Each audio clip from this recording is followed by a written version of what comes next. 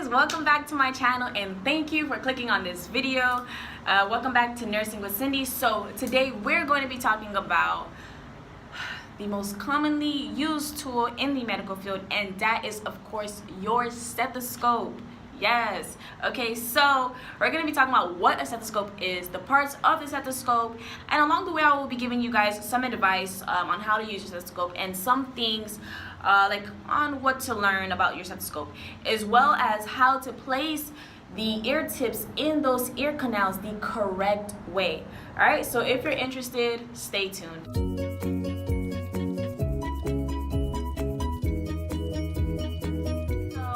What is a stethoscope? A stethoscope is a device that is used in the medical field in order for you to auscultate your patient's internal sounds. And if you don't know what auscultate means, it's just a fancy word for listening.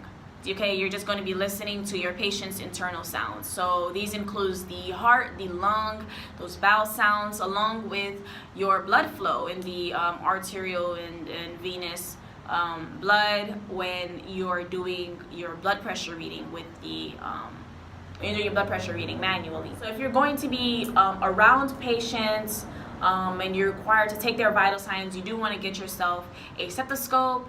And of course, if you are a nursing student or in any healthcare program like I am, you're probably going to be needing a stethoscope as well. So let's start off with the parts of the stethoscope. All right, so with the parts of the stethoscope,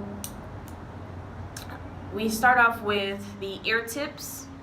And these ear tips can come off. You just take them off. I'm not going to take them off now, but you can take them off and you can adjust it to whatever fits your ear the correct way, whatever makes it comfortable to you. All right, coming down, we have our binaural here, and we have the binaural spring. And then we have and this is your headset area. This entire part is your headset area. So, and also these can actually come off. I'm not gonna take them off now, but they can come off in some stethoscopes. I'm not sure if, I'm not sure for all others, but I know in most you can actually take these off. Then you have the flexible tubing here. You have your diaphragm, which is going to be used to listen to those high frequency sounds, and I remember this as like the superficial sounds.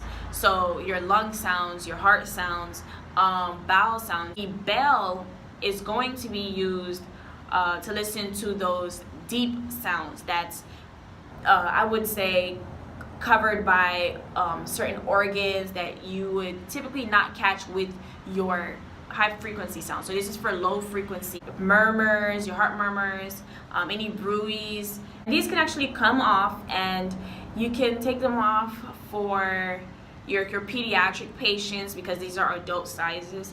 So if I have like a 2-year-old, I'm probably not going to use this stethoscope, and I'm probably going to use a pediatric stethoscope. So if I take these off, I'm left with the stem of my stethoscope, and this is just the device where I would screw on the bell and stethoscope. And always remember that the bell is smaller than your diaphragm. That's how I remember these. Diaphragm is superficial, bell is like for the deeper layers or deeper sounds that I wouldn't catch with my diaphragm. You take your stethoscope and you can align it ear tip to ear tip, right? And if you align it ear tip to ear tip, it should look like this. So in order for you to tell if you're putting it in correctly, you're going to, if the ear tips are meeting at an angle and they're away from your face, no matter how you hold it, it's away from your face, then you are going to be putting it in the correct way.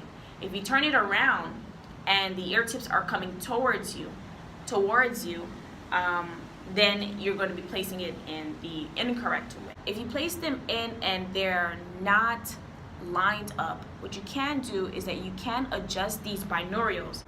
You always want to make sure that you know how to use your stethoscope correctly. You want to make sure that you place the ear tips into those eardrums the correct way, and that your bell or your stethoscope side is on, whichever that you're using. So hopefully guys, this has helped you all.